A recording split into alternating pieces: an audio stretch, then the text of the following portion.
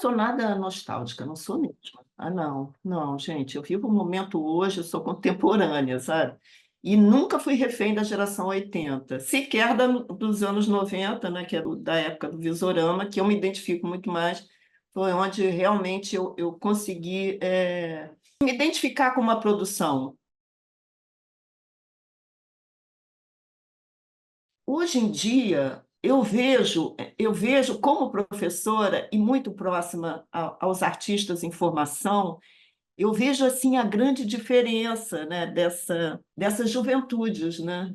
Porque os trabalhos, a meu ver, eles tinham uma subjetividade muito ligada ao indivíduo muito entre aspas, assim, que hoje em dia existe essa ênfase na subjetividade, mas ela tem uma pegada muito mais coletiva, né? E muito mais objetiva também. Eu vejo assim essa minha geração também, né, que foi uma geração que foi criada durante a ditadura, foi muito influenciada pela televisão e pela história em quadrinhos, pelo menos no meu caso. Meu pai colecionava história em quadrinhos, eu lia muito, então tinha essa pegada mais literária, né? Não éramos uma geração engajada, né? Pelo menos não como a dos anos 70, né? Então, a geração Coca-Cola, todos esses clichês que se fala da geração 80 tinham a sua procedência, né? E esses trabalhos tinham uma pegada muito de história em quadrinhos mesmo, porque tinha a criação do personagem, isso eu já tinha na gravura em metal também, tinha o Kid de Abelha, e aí eu criei também o Que Besteira aqui, que também tinha um pouco a ver, era um pouco inspirado fisicamente num ex-namorado meu. E assim, todas as histórias ali tinham a ver com o imaginário, com os meus sonhos, enfim. É isso, é engraçado, porque eu olho hoje em dia, né? Nos meus 60 anos, né, professora, acadêmica, eu olho aqui e digo, nossa, que coisa mais infantil, que besteira isso, né? Realmente é muito besterol, né? Mas, enfim, é isso mesmo, eu era jovem e era isso que passava, né, pela minha cabeça, enfim, que eu podia fazer. Os anos 80, né, é muito associado à pintura, né? Porque rapidamente o mercado instrumentalizou isso, evidentemente, né? Mas como eu não era pintora, eu era mais desenhista e gravurista. E eu não estudei no Parque Lage também.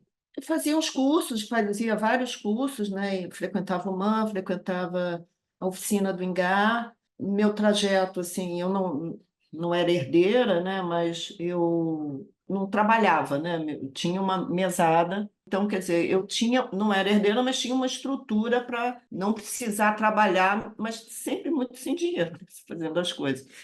E aí eu frequentava muito a exposição, ia em todos os vernissagens, tinha uma efervescência, né, que é outro clichê que se usa nos anos 80, né, muito relacionada ao finalzinho da ditadura, né. Alguma coisa marcante nos anos 80. Eu elegi algumas aqui, que foi a exposição do Tungaão, em 1981. Era uma instalação genial, né, e que depois né, eu fui retomar quando comecei a trabalhar com audiovisual, né? As bienais, a 17ª, que foi a minha primeira bienal, em 83, que eu fui, teve Keith Haring e o grupo Fluxus, Cuban Vautier, dormindo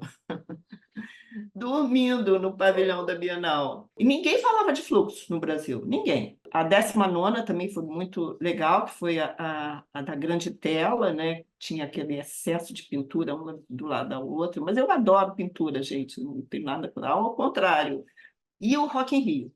Eu acho que um dos grandes legados subestimados da geração 80 foi justamente essa geração seguinte, o Visorama, né? Eu, Ricardo Basmal, João Modé e o Marcos André também, que saiu logo no começo, mas foi um dos membros fundadores do Visorama. E o Visorama foi muito importante porque trouxe essa questão do debate para a arte, né? A gente organizava seminários, a gente se organizava em grupo para ver imagens, mas na época não tinha internet, então quem tinha Flash Art, Art News, essas revistas icônicas importadas na época, fotografava, a gente fazia sessões de slide, ficava todo mundo, era maravilhoso. uma revista de arte feita pelos artistas e uma galeria organizada pelos artistas, né, era uma coisa inédita. A gente estava criando, ampliando o que se chamava de mercado de arte ali, né? E é uma coisa que eu tento reproduzir nas minhas aulas, assim, que era esse prazer